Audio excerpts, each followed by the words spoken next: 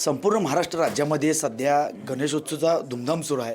आपल्याबरोबर 5 जिल्ह्याचे आय-जी साहेब फुलारे साहेब आहेत. साहेब, काय सांगाल 5 जिल्ह्यामध्ये कसा बंदोबस्त आणि काय व्यवस्था आहे? नमस्कार.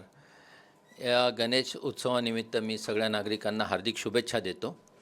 कोल्हापूर रेंजमधील 5ही जिल्ह्यांमध्ये या उत्सवाची पूर्ण तयारी करण्यात आलेली आहे. सुरक्षा आणि संरक्षण, भाविकांना मंगलमय वातावरणात या उत्सवाचा आनंद मिळेल यासाठी पूर्ण व्यवस्थापन आणि नियोजन आम्ही आणि आमच्या एस-पींनी केलेलं आहे. या दरम्यान कोणत्याही प्रकारे घातपात होणार नाही. सामाजिक सलोखा, शांतता कायम राहील. वाहतुकीचे नियोजन आणि रस्त्यांवरील गर्दीचे व्यवस्थापन चांगल्या प्रकारे होईल. याबाबत आवश्यक सतर्कता ठेवून उपाययोजना करण्यात आलेल्या आहेत. विशेषतः महिलाविषयक आणि त्यांच्या रिलेटेड ज्या काही प्रश्न असतील त्यासाठी आमचे निर्भया पथक, बीट मार्शल, डायल 112च्या मोबाईल्स या सगळ्या भागात पेट्रोलिंग करत राहतील. अहोरात्र 24 तास आमच्या जिल्हा पोलीस अधीक्षक अंतर्गत सगळे पथक कार्यरत राहतील.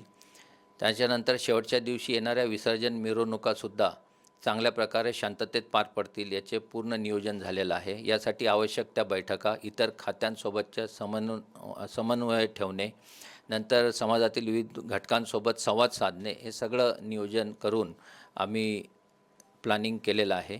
मला आशा आहे की नागरिकांनी पोलिसांना सहकार्य करावे आणि याद्वारे हा उत्सव शांततेत पार पडावे. धन्यवाद. डॉल्बीचा एक प्रश्न आहे, रेन्यूर आहे. डिसिबल जास्त सोडून डॉल्बी आता मोठं कर्कश आवाज जाते, त्यामुळं नागरिकांना सर्वसामान्य त्रास होईल. अशा मंडळांवर किंवा डॉल्बी चालवर कारवाई होईल? अगदी बरोबर आहे. यासाठी सतत कारवाई करण्यात येत आहे.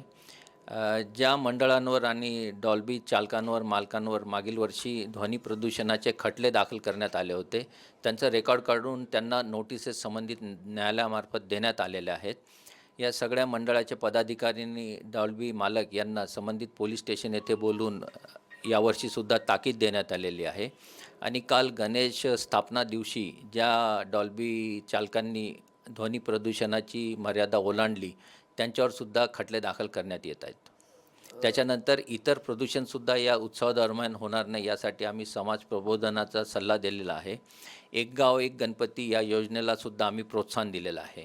आणि जे मंडळं चांगले काम करतील, शिस्त राखतील आणि सामाजिक सलोखा, शांतता कायम ठेवतील त्यांना आमचे पोलीस अधीक्षकांमार्फत काही बक्षीस देण्याची योजनासुद्धा आम्ही जाहीर केलेली आहे.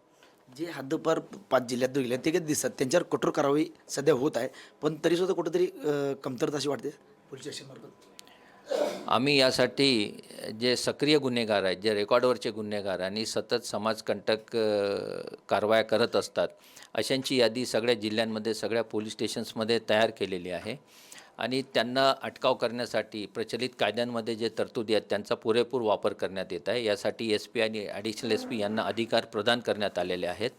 त्याशिवाय जिल्हा दंडाधिकारी आणि उपविभागीय दंडाधिकारी यांच्याकडे सुद्धा प्रस्ताव पाठवून हद्दपारीच्या कारवाईचा पाठपुरावा करण्यात येत आहे.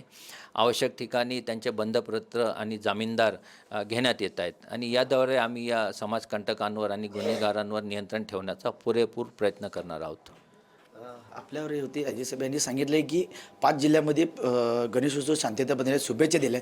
जे कायदा मोडतील त्यांच्यावर कारवाई होईल. जे डॉल्बी सारखा जो प्रकार आहे, ध्वनी प्रदूषण झालं तर त्याच्यावर कारवाई होईल. आणि जे मंडळ चांगलं काम करतील त्यांना पोलिसांतर्फे बक्षीस आणि प्रमाणपत्र दिले. कॅमेरामॅन निखिल वेसेस, मी साईनाथ जाधव, T9 मराठी, इचलकरंजी.